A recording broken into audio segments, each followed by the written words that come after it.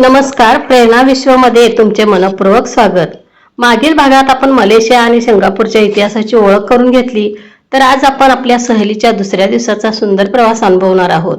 सकाळी 6 वाजता आमचा वेकअप कॉल व्हायचा आणि 7:30 वाजता सर्वांनी मिळून हॉटेलमध्ये नाश्ता करायचा। आमच्या टूर मॅनेजर आदल्या रात्रीच व्हॉट्सअप ग्रुपवर हे सगळ्या दिवसाचा कार्यक्रम सांगायच्या, त्यामुळे कोणत्या वेळी कुठं जायचं आहे आणि सर्वांना स्पष्ट कल्पना येत होती। नाश्ता झाल्यानंतर आम्ही वातानुकूलित बसमध्ये बसून क्वालालंपूर शहर दर्शनासाठी रवाना झालो आणि बसच्या खिडकीतून दिसणारे ते स्वच्छ रस्ते, हिरवळ आणि शिस्तबद्ध वाहतूक पाहून मलेशियाच्या प्रगतीची पहिली झलक आम्हाला मिळाली।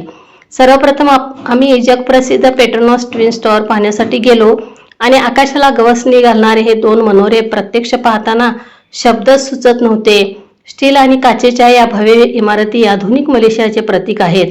रात्रीच्या रोषणाईत तर त्यांचे सौंदर्य अधिकच खुलून दिसत होते। आम्ही भरपूर छायाचित्रे काढली, ग्रुप फोटो घेतले। त्या क्षणी प्रत्येकाच्या चेहऱ्यावर आनंद आणि समाधान स्पष्ट दिसत होते।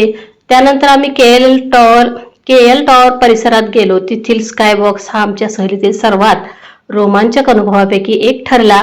काचेच्या पारदर्शक प्लॅटफॉर्मवर उभे राहून खाली दिसणारे संपूर्ण शहर पाहताना सुरुवातीला थोडी भीती वाटली, पण काही क्षणांनी ती भीती रोमांचात बदलली।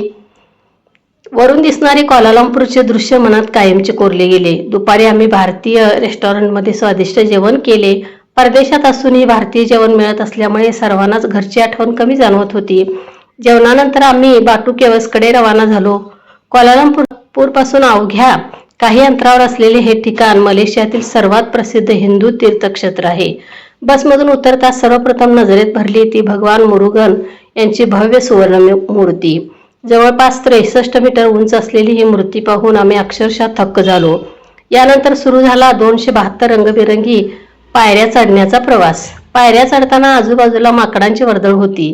काही पर्यटकांच्या हातातील खाण्याच्या वस्तू हिसकावून घेण्याचाही त्यांनी प्रयत्न सुरू केला होता, त्यामुळे आम्ही काळजीपूर्वक वर चढत होतो। वर पोहोचल्यानंतर गुहेतील ती शांतता, ते भक्तिमय वातावरण मनाला अगदी स्पर्शून गेलं। परदेशात इतक्या मोठ्या प्रमाणावर भारतीय संस्कृती जपली गेली आहे हे पाहून मन अभिमानानं भरून आलं। तमिळ समाजासाठी हे मंदिर किती श्रद्धेचं स्थान आहे याची माहिती आमच्या मार्गदर्शकांनी दिली। दरवर्षी थायपुसमस्वाच्या वेळी लाखो भाविक येथे येतात, हे ऐकूनही आम्हाला आश्चर्य वाटलं। गुहेतील ती नैसर्गिक रचना, थंडगार वातावरण आणि देवदर्शन यामुळे संपूर्ण प्रवास आध्यात्मिक अनुभूती देणारा ठरला। त्यानंतर आम्ही शहरातील स्थानिक बाजारपेठेमध्ये फेरफटका मारला। तेथील ती हस्तकला, त्या स्थानिक वस्तू आणि विविध संस्कृतींचं दर्शन घेतलं।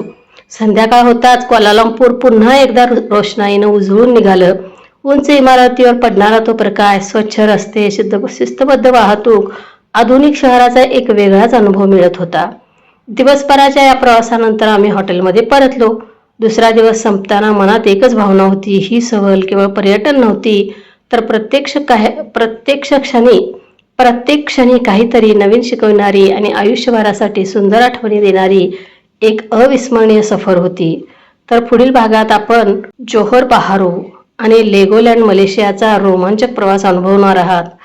तर तोपर्यंत हा जर व्हिडिओ तुम्हाला आवडला असेल तर लाईक करा, शेअर करा आणि प्रेरणा विश्व चॅनेलला सबस्क्राईब करायला विसरू नका। धन्यवाद।